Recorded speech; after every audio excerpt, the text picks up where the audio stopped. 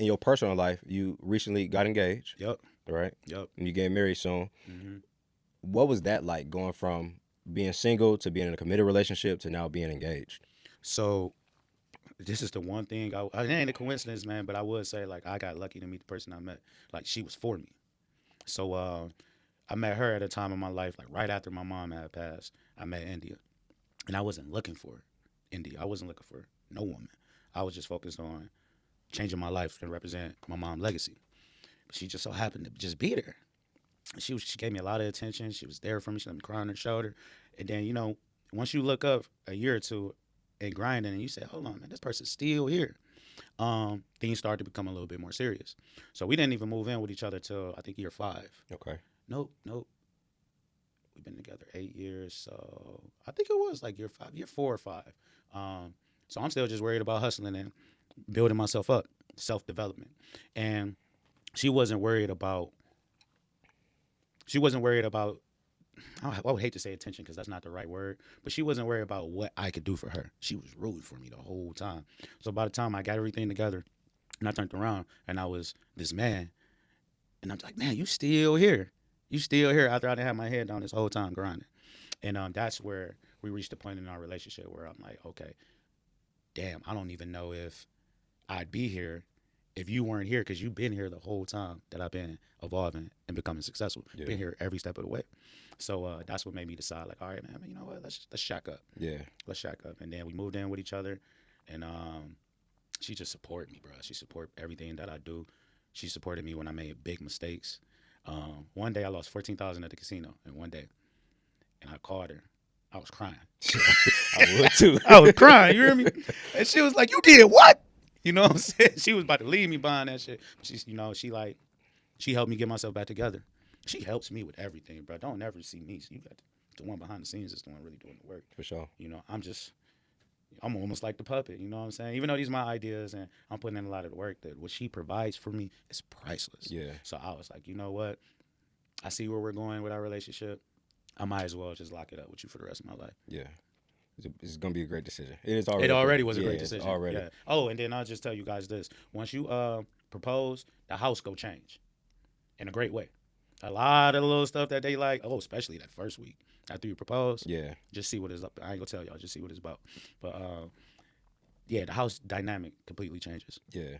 So let me ask you this question. So a lot of people, especially on the internet, for men that are successful or Henrys, as my guy would say, high earning, not rich yet. Yeah. You on your like way, that. you being successful. Why choose to commit to one woman when you know that, hey, where I'm going and what I'm doing now, I can have 10 women at once? What made you make that decision to just focus on one? Quality is over quantity for sure. Quality. I mean, I ain't gonna sit up here and get in trouble, but you know, we ran the streets. We ran the streets. So it's not like and a nigga first rodeo. Yeah. You know, 9 times out of 10 you're going to bump into somebody that either you're not compatible with or a hoe. Yeah. So when you find a queen, that's somebody and listen, everybody's not for everybody. I believe in soulmates. I believe in that.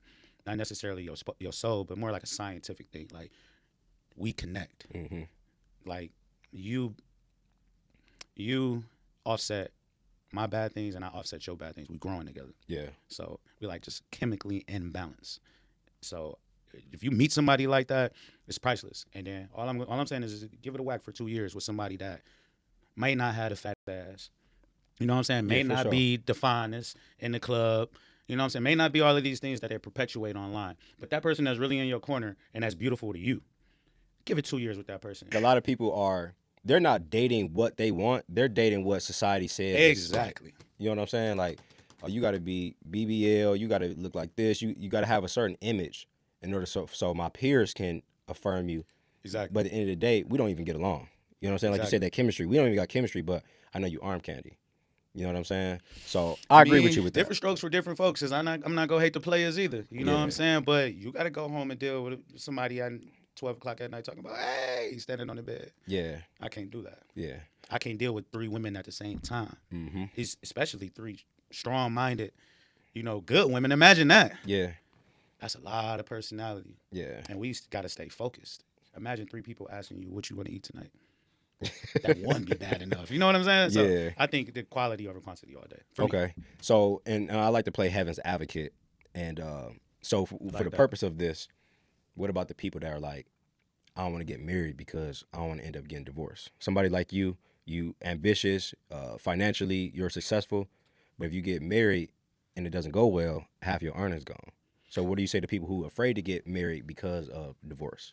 You're absolutely right. You got a reason to be, a little apprehensive. Yeah. You got a reason to be apprehensive because once them people get involved in it, it's a whole another thing, and then they give the leverage to the woman all day, unless you offset. But I think you're absolutely right. Like I know some people. I got two good friends. They're probably in their late 60s, and they're not married, and they don't want to get married because they don't want them folks in their business, and they know that with their business and what they do, being single and not being joint helps them do business better. Yeah. Because they're only getting counted as one instead of that one for two. Yeah, for sure. It kind of really don't make sense in their situation. So I kind of I don't think marriage is this thing where you just got to do it. If you love someone and y'all happy together, y'all don't got to get married. Yeah. What's the ring? Another trinket. Yeah. I remember Kanye said on the interview, he said over in, I think he said Dubai or something like that, they don't even buy rings. So yeah, it's a Western thing. I think the ring is more as a symbolism for other people. It's symbolic. Like, hey, I'm off limits. You feel me? It should be off limits, but I mean, hey, did I feel good putting that rock on her? I felt good about that. Yeah. And it's letting somebody, even if they was even just thinking, like, you got to come harder than that. Yeah. So yeah, I get it, but you don't have to be married. I don't think so. Okay. And especially, you should really take into account your financial situation and your business before you do that. Because if you don't got to put them people in your business and y'all can do 2 applications instead of 1, why would you do it? That's a great way to look at it, though. Yeah, I never thought about that. I'm all about the money, brother. So let me ask you this: do you believe in prenups? Yeah, but if I gotta do that, I'm not marrying your ass. It's not happening. Yeah. But hell yeah. Okay. I believe in prenups. If I'm not gonna say me, so my words is powerful. If some dude, get married, and that chick he met after he was already successful, why should she take half of his stuff? Yeah, for sure. And that go for women too, because sometimes women is taking care of busters. For sure. Why should he get anything?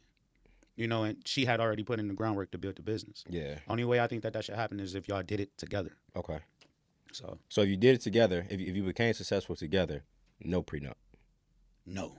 Right. Okay. That's disrespect. Okay. We did this together. So if we decide to separate, it got to get divvied up. And I think that there should be some type of agreement where it's like, all right, this is what I'm good with and this is what you good with, just in case. Let's just have a conversation and be adults. Yeah. If this was to happen, God forbid, this is how we go do it. Yeah.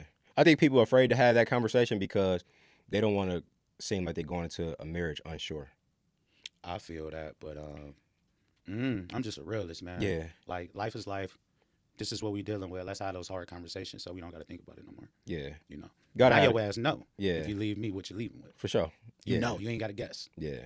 Got to have those hard conversations, though. You got to. That's a part of any relationship. Like, you got to be able to have uncomfortable conversations because it's better to have those now that we on good terms than when it's bad and we both emotional and we just, hashing out at each other.